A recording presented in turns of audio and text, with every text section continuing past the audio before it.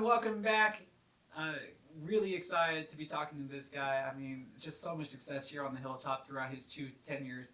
And this is the Lone Star Conference Coach of the Year, Coach Brian Young. And Coach, again, man, it's so good to see you back. I know, it's been a couple of seasons since the program has resurrected, but it feels like you never left and the success has still stayed even though we changed conferences.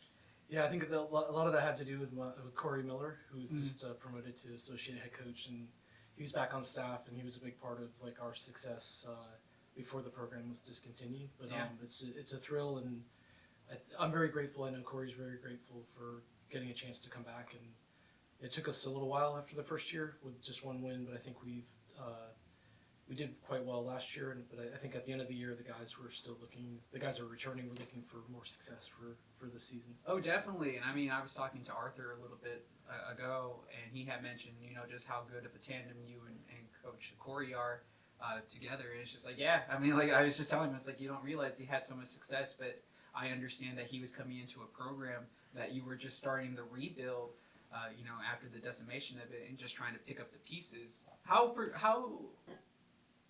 amazed were you? I mean, because you see these guys every day. Maybe I might have been a little bit more shocked. But how amazed were you last season from the turnaround to go from just like one win to qualifying for the conference tournament in a very competitive LSC? Yeah, I think, going back to 2023, our first season, I was hoping we'd qualify for the playoffs. So that season for me was a bit disappointing, but I felt like we had to rebuild the culture, and Jason Lyons and Kellen did a great job. They were the two guys that played for me, and then returned to do grad school, and so they were a massive part of the rebuild with 25 freshmen.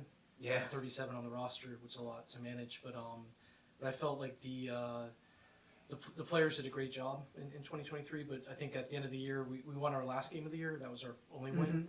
I felt like the older guys were very disappointed, and the younger guys were like, "We just won." And I think that the older guys knew, like, if they had played the way they did that last game, that we would have been in the playoffs in 2023. But yeah, for the second year, yeah, we just wanted to finish like in sixth place to qualify for the playoffs, and we're fortunate enough to win enough games to finish third and host the Lone Star quarterfinal game. Yeah, I mean, that was an amazing thing to host. Now we'll finally get to host again, possibly under the lights this time. I mean, how big of a deal is that to you?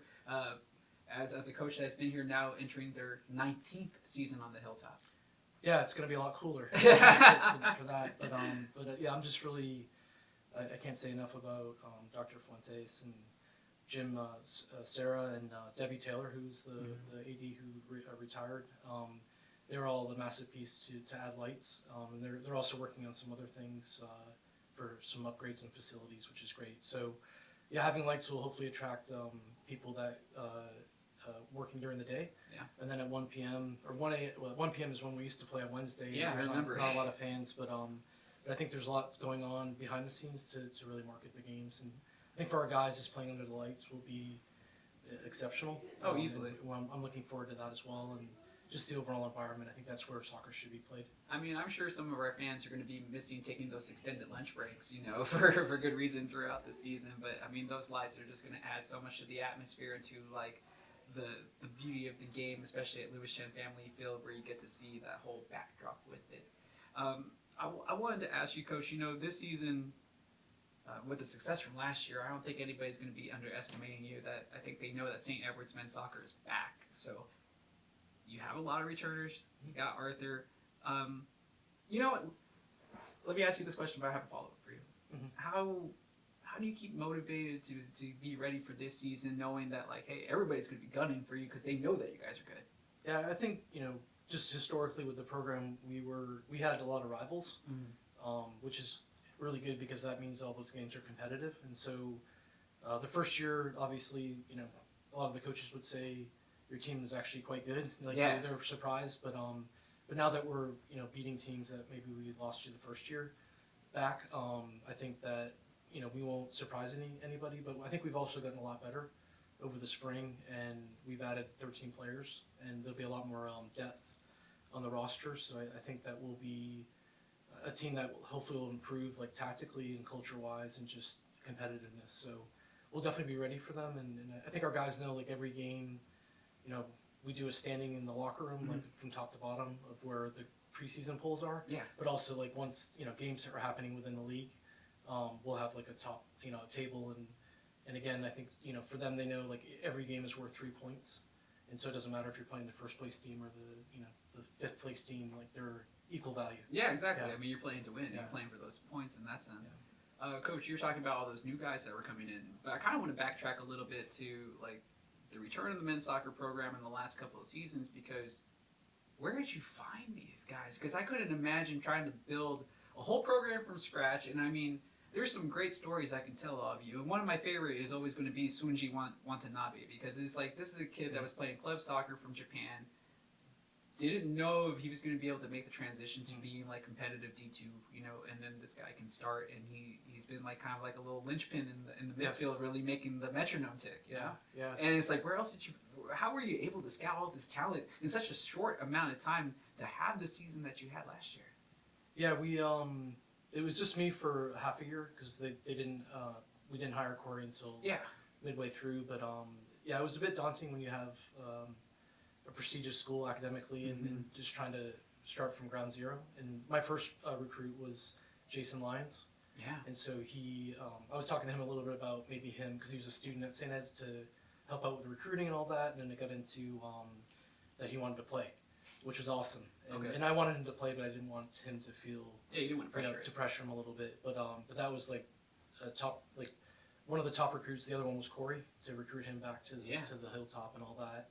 But with Sunji, it was a very not a straightforward type of recruiting. But I was in San Antonio watching ECNL games. Okay. And I left at halftime to watch the club soccer game at St. Edwards. Okay. And so I identified a few players on the St. Edwards club team, and I thought Sunji was the top player, and I think he's going to have a real breakout season. He already did with all conference teams, but I think throughout the spring he improved like a lot, playing against some professional teams. Nice. Division I teams, and just in training, I think he's really found like how we want to play in our system, and he's found a really good role with it, and he's embracing it, and he's competitive, and he's a highly skilled player, and very fit. So I think it's hopefully this year for him will be exceptional. Yeah, I'm hoping so. I mean, he's been like one of my favorite like stories that we've had in a while. But I mean, this team is just so talented in so many facets.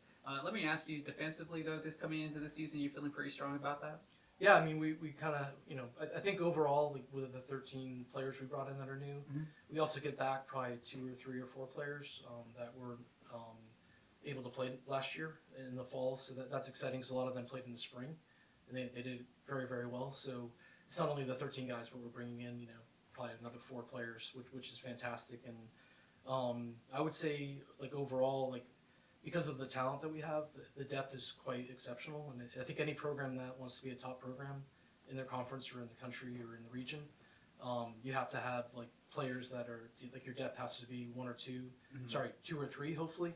And now, for us, I think we're 2 or 3, which is great for competition within training sessions, but also with injuries and just a player being sick, and you just you have to have players we want to have players that step into the roles that they've been trained at instead of moving players around. No, and that's a great point, because I remember, not soccer-wise, but during the basketball season, the men's basketball team was kind of banged up and they could barely even practice. And it's just like, you need that depth just to even give like the run to have those scout looks and such of what you're expecting, let alone have the bodies necessary to actually play a game. Especially as physical as the Lone Star Conference is, it just looks like a track meet every time you're playing soccer here. Yeah. And I think the basketball team, obviously, they had depth because they went to the NCAA tournament, with all the injuries that were major and minor injuries. But they did a fantastic job as a coaching staff, and just the depth they had. And I think their roster's a little bit bigger than normal, like NCAA basketball teams, but obviously that worked out quite well for them. And we try to find our own way soccer-wise to build that depth and competition. Coach, I got like one more question for you, and I try to make it like a heartfelt one, but like I mentioned before, you've been here, this is now your 19th season. Obviously, you went through the COVID disillusion, kind of had to find your own way for a couple of years. But looking back through everything that you have accomplished here, like what are the moments that really kind of stick out to you? Is there anything that you look back after you retire and you're just like, that was a good time, that was good. Yeah, that was a good moment. I think like just all my alumni, and they were awesome when the program, when they decided not to have our program and the 5 other programs here at St. Edward's, like they all reached out. Not every single one, but I would say I was on the phone an hour, Oh, wow. probably for 9 hours a day, like as that was happening, just getting back to guys. So, I mean, my heart was quite big, Of course. filled with love, like from them, and so we want to repay that to them with like a lot of our success. But I would say those moments, even though it was a bit low, I think my former players brought me back up, which is great. And I just think like I remember being in the locker room against DBU. That was our first NCAA game, and just the feeling like you're giving the pregame talk. We weren't successful in that game. We lost 3-0, but I felt like that was like a moment where it's like it's happening and it's real. And the first season you want to win everything back, but I think just like being on the field and wearing the St. Edward's jersey to away games, to here at home, and just bringing back for our alumni to actually look at the results on a Saturday or on a Wednesday to see like how did St. Ed's do instead of like having a program. I think those moments are in general the best for me, but it's we're hoping to create a lot more like outstanding moments going forward. Oh, and Coach, I know between you and Corey and the teams and the guys that you recruit that it's going to happen. Mm-hmm. If it doesn't happen, indefinitely, just so quick, it's going to happen over time. And man, it's just like the one thing I do know about athletics is like good coaches can make a big difference. And it's like from what I see with Coach Calvin, with Nick, and with you, it's like, oh, your past players love you guys. Like they come back, they call, they check in, and it's just like that's how I know that you left your mark.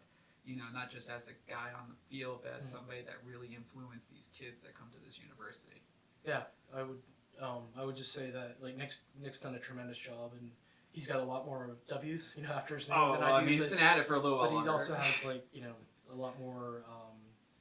It's a special place here at St. Edward's, and I think that just like it's neat. We have our alumni game at the same time, or not the same time, but one after another. Yeah. And so it's just pretty neat to see like some of the players have married Nick's Oh, players. yeah. That's kind of cool, and then just like the players coming back and knowing like all the women's soccer players are coming back for the alumni game and whatnot. But yeah, it's a good family, and I think that it's something that obviously I'll never forget.